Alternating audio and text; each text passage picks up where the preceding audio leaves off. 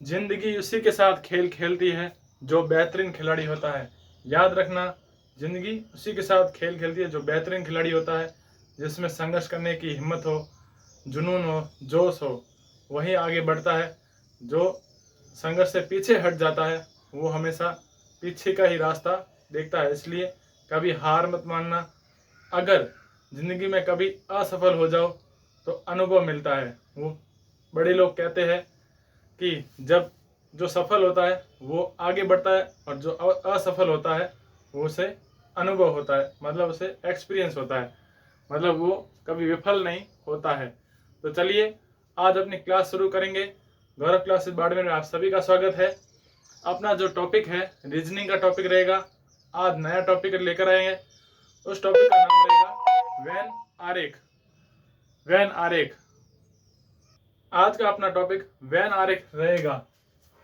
यह टॉपिक बिल्कुल ही आसान और बिल्कुल सहज सिंपल टॉपिक है। इसमें कुछ खास बात नहीं है, इसलिए आपको सीधा उदाहरण देते हुए टॉपिक को आगे बढ़ाएंगे।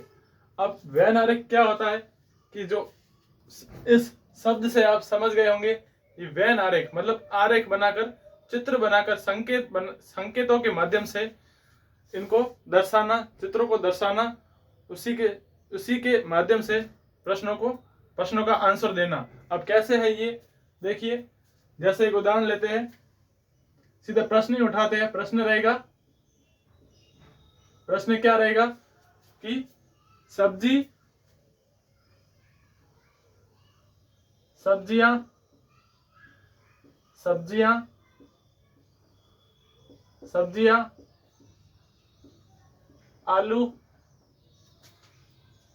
आलू और दूसरी अपने गोभी। अब देखिए ये तीन शब्द मैंने लिखे आपके सामने, सब्जियां, आलू, गोभी।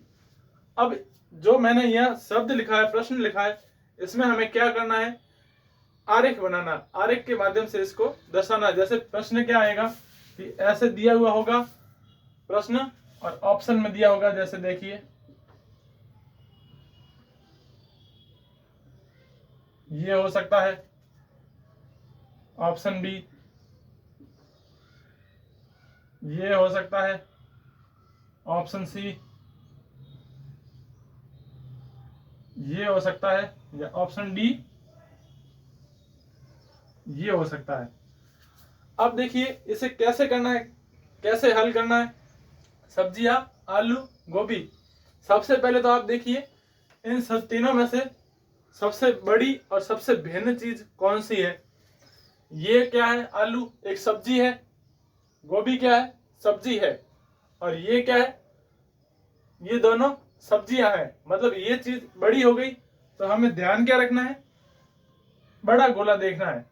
अब बड़े गोले में मतलब सब्जी के अंदर जो आलू और गोभी है ये सब्जी के अंदर आते हैं, तो इसे हमें क्या करना है, आरेख के अंदर रखना है, ना कि बाहर। बाहर रखेंगे तो यहाँ सब्जी में गिनती नहीं आएगा।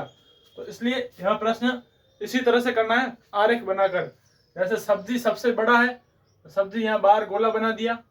अब देखिए पहला, देखिए ऑप्शन ए, हमने जैसे एक सब्जी को अंदर रख दिया, एक बाहर रख दिया, लेकिन यहाँ दोनों ही सब्जी है, हम इसे बाहर क्यों रखेंगे, दोनों ही अंदर होनी चाहिए ना। तो उसी तरह हमने दोनों सब्जी अंदर नहीं रखी है, एक बाहर है, तो ये ऑप्शन अपना गलत हो जाएगा। अब दूसरा ऑप्शन देखिए, ये अपनी सब्जी हो गई, ये जो आरेख है ये सब्जी हो गई। अब सब्जी के अंदर कौन सी सब्जी आती है, हमने यहाँ पर लिखा है आलू और गोभी।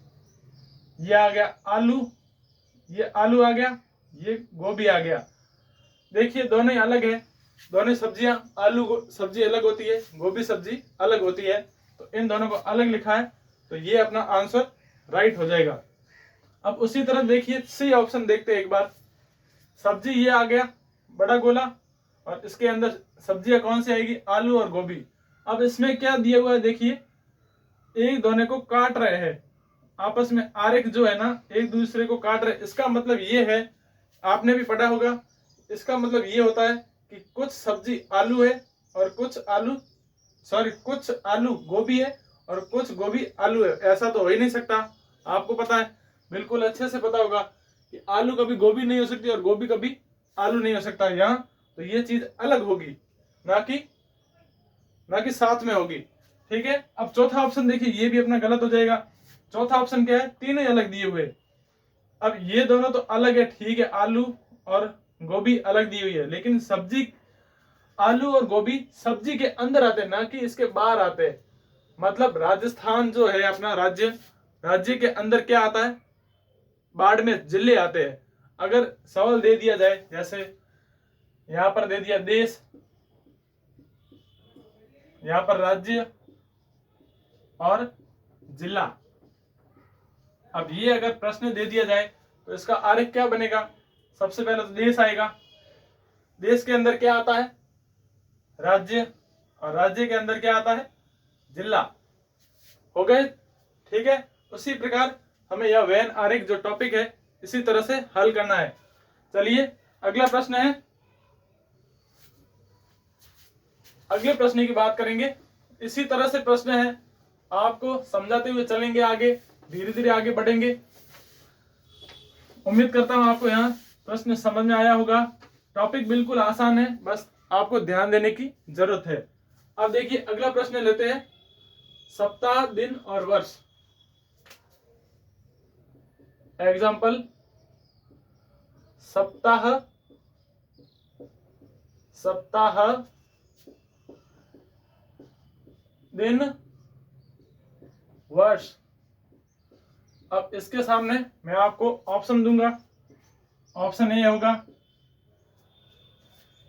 ऑप्शन ए रखेंगे हम, ये रखेंगे, ठीक है। फिर ऑप्शन बी रखेंगे,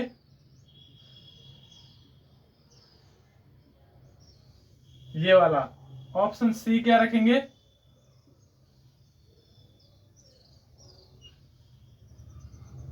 ऑप्शन सी ये रखेंगे। तो ऑप्शन डी क्या रखेंगे,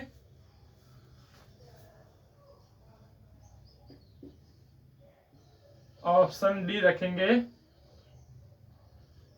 ये रखेंगे। अब देखिए क्या होगा इसका आंसर। अब देखिए सप्ताह, दिन और वर्ष, अब इन तीनों में से सबसे बड़ी चीज कौन सी है, वर्ष है, ठीक है। तो वर्ष को हमने जैसे यहां पर सर्कल बना लिया।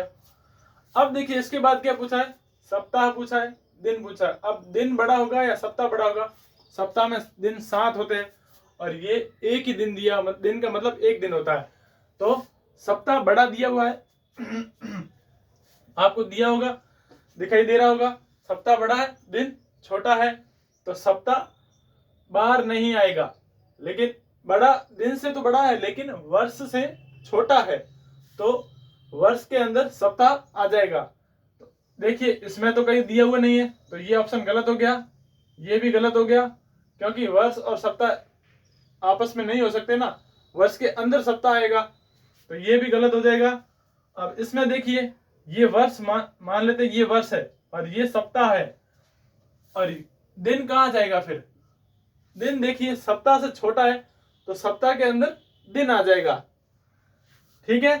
तो ये भी अपना आंसर गलत हो जाएगा। अब इसमें देखिए चौथा, ये अपना वर्ष हो गया, ये कौन सा हो गया, सप्ताह, और इसके अंदर कौन सा हो जाएगा, आरेख, दिन हो जाएगा। बिल्कुल आंसर बिल्कुल आसान था, सिंपल था। देखिए कैसे हुआ, वर्ष बड़ा है इसलिए बाहर लिखा, फिर वर्ष के बाद सप्ताह छोटा होता है, सप्ताह लिखा, सप्ताह के बाद दिन आता है, सप्ताह के अंदर दिन आते हैं, तो उसी तरह हमने इसको अंदर लिखा और अपना आंसर ऑप्शन नंबर डी हो जाएगा। चलिए आगे प्रश्न की बात करेंगे। इसी प्रकार से प्रश्न मैं आपको 6-7 प्रश्न ऐसे ही कराऊंगा, फिर 2-3 प्रश्न और है, थोड़े डिफिकल्ट है लेकिन ज्यादा कह नहीं सकते, ऐसे बिल्कुल आसान है, समझने की आपको जरूरत है, बस स्क्रीन पर आपका ध्यान होना चाहिए। अब देखिए एक लिखते हैं, जज, चोर, अपराधी। जज, चोर, जज, चोर और अपराधी। अब इसमें देखिए आरेख क्या बन सकता है, आप खुद दिमाग लगाइए, क्या बन सकता है।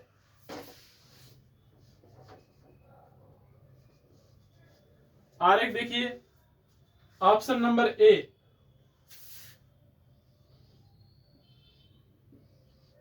Option number B, option number सी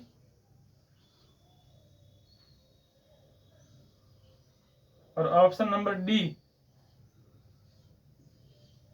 देखिए जज, चोर और अपराधी, इसमें देखिए जज है, चोर है, अपराधी है। अब हमें छोटा बड़ा नहीं देखना है, प्रश्न कैसे भी आ सकता है, अपना दिमाग लगना जरूरी है। देखिए जज अलग होता है और चोर अलग होता है, और अपराधी चोर के साथ में आ गया। कैसे आ गया? जज क्या करता है? न्याय का काम करता है। चोर क्या करता है? चोरी का काम करता है। लेकिन अगर वो चोरी करेगा तो उसे क्या कहेंगे हम? अपराध, यानी उसे अपराधी कहेंगे। तो अपराधी के अंदर क्या आ जाएगा? चोर आ जाएगा। अब ऑप्शन नंबर डी में देखिए, तीनों ही अलग दिए हुए हैं। मान लेते हैं अगर जज को अलग किया ठीक है, लेकिन चोर और अपराधी को हम अलग नहीं कर सकते, तो ये अपना ऑप्शन गलत हो जाएगा। ऑप्शन नंबर सी देखिए, अपराधी को, चोर को यहां रख दिया ठीक है, कोई बात नहीं, अपराधी यहां रख दिया, अपराधी होता है चोर, क्योंकि चोर अंदर रहेगा अपराधी की, ये भी ठीक है। अब जज को क्या किया है? आधा अंदर किया है और आधा बाहर किया है, यानी कि जज चोर है या अपराधी है? जज कभी चोर हो ही नहीं सकता, क्योंकि जज न्याय का काम करता है, चोर को दंड देने का काम करता है। अब इसमें देखिए, इसमें भी देखिए क्या किया इन्होंने, जज को अंदर रख दिया है, तो जज क्या आएगी? अलग से आएगा, और चोर अपराधी वो साथ में आएगा। अब ऑप्शन नंबर ए में देखिए, ये रहा आपने जज, इसको जज दर्शाया है, और इसे, ये क्या हो जाएगा अपना? चोर, ठीक है, ये चोर हो जाएगा, और ये क्या हो जाएगा? अपराधी। बिल्कुल सही है, ऑप्शन नंबर ए अपना सही हो जाएगा। उम्मीद करता हूं आपको अच्छे से समझ में आ रहा होगा। अगर क्लास अच्छी लग रही हो तो एक बार कमेंट बॉक्स में जरूर कमेंट करें, क्लास कैसी लगी है जरूर एक बार देखकर बताइएगा। अब अगला प्रश्न क्या है? अगला प्रश्न इसी प्रकार, औरत, मां और विधवा। औरत, मां और विधवा। अब इसमें आरेख क्या बनेगा? देखिए, इसमें आरेख बनेगा आपके,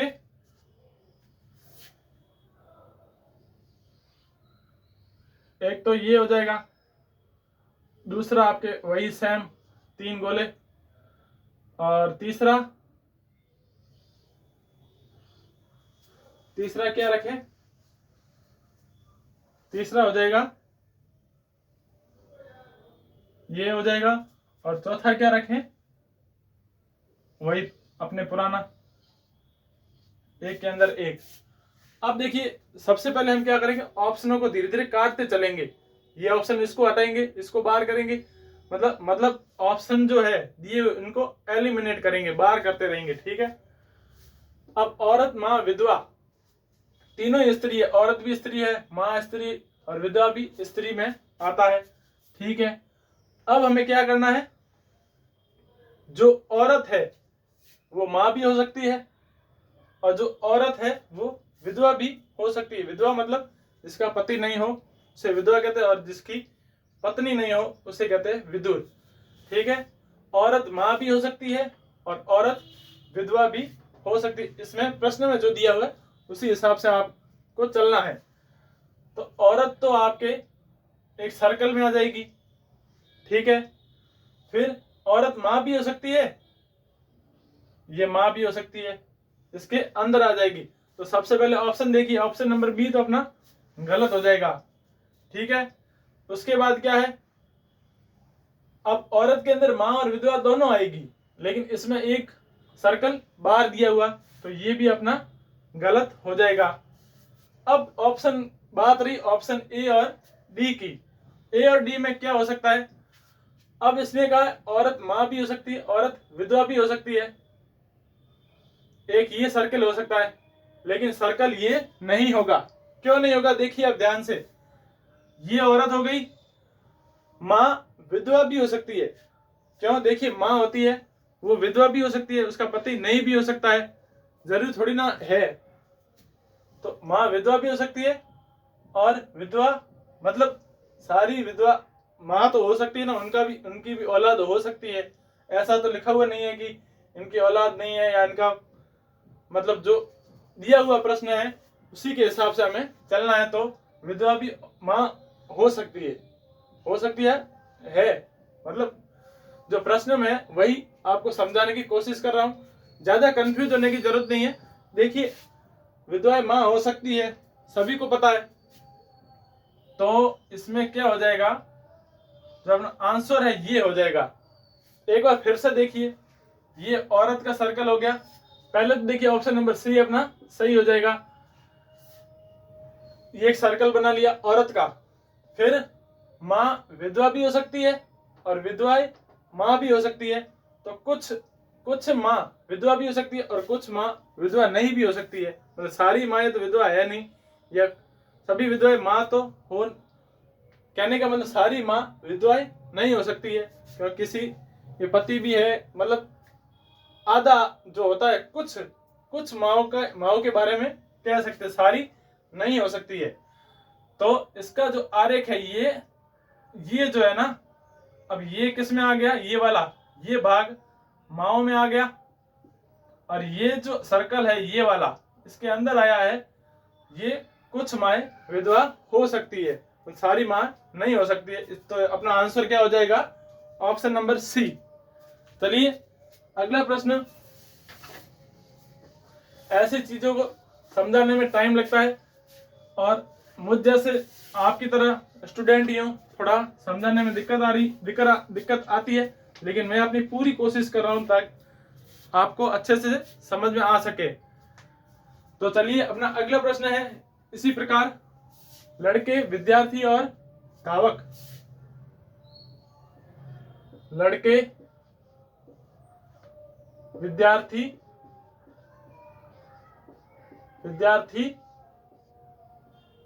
और तीसरा लिया आपने धावक। लड़के विद्यार्थी और धावक। अब ऑप्शन रखेंगे आप। देखिए ऑप्शन नहीं रखेंगे तो अपना इंटरेस्ट जो है ना प्रश्न के प्रति खत्म हो जाएगा। Option A, option B, option C, और ऑप्शन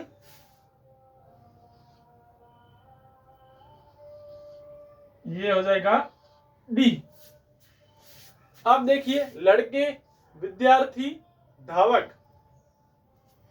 अब लड़के विद्यार्थी धावक तीनों एक ही श्रेणी है। कैसे? लड़का विद्यार्थी भी हो सकता है, और विद्यार्थी मतलब लड़का विद्यार्थी भी हो सकता है, लड़का धावक भी हो सकता है, और कुछ विद्यार्थी धावक भी हो सकते हैं, और कुछ धावक विद्यार्थी भी हो सकते हैं। जरूरी तो नहीं है कि मतलब विद्यार्थी है लेकिन वो धावक नहीं हो सकता, या विद्यार्थी है या लड़का नहीं हो सकता। मतलब इसने पूरा दिया हुआ तो नहीं है ना। देखिए इतना ही लिखा हुआ है कि लड़के विद्यार्थी और धावक। सबसे पहले मैंने आपको समझाया कि कुछ लड़के विद्यार्थी हो सकते हैं और कुछ लड़के धावक भी हो सकते हैं। तो ये तीनों अलग नहीं होंगे। ऑप्शन नंबर ए अपना गलत हो जाएगा। इसमें भी अलग दिया हुआ है, देखिए ये भी गलत हो जाएगा, इसमें भी अलग दिया हुआ है, और ये भी गलत हो जाएगा। अब ऑप्शन नंबर एक रहा है डी, अपना सही हो जाएगा। अब कैसे सही होगा? देखिए लड़का विद्यार्थी धावक, ये लड़के का सर्कल बना लिया आरेख। कुछ लड़के विद्यार्थी हो सकते हैं, क्यों नहीं हो सकते? ठीक है। अब कुछ लड़के धावक भी हो सकते हैं और कुछ विद्यार्थी धावक भी हो सकते हैं, मतलब दोनों ही हो सकते हैं। तो ये अपना आरेख बन जाएगा। ऑप्शन नंबर डी बिल्कुल राइट है। अब आगे का प्रश्न है, अब थोड़ा जल्दी से करेंगे, आपको समझ में आ गया होगा ऐसे प्रश्न जो कांस्टेबल है, पीटीटी का एग्जाम है, इसमें समझ मतलब इसमें ऐसे सवाल आया करते हैं। तो आज की अपनी क्लास यहीं समाप्त करते हैं। समय ज्यादा नहीं दे पा रहे, लेकिन समय की बचत को देखते हुए, समय को ध्यान में रखते हुए आज की क्लास यहीं समाप्त करते हैं। अगली क्लास लेकर आएंगे कुछ अलग प्रश्न के साथ। इसी के साथ अपनी क्लास को यहीं समाप्त करते हैं। अगर क्लास पसंद आई हो तो लाइक करें, सब्सक्राइब करें और ज़्यादा से ज़्यादा शेयर करें। Thank you. जय हिंद।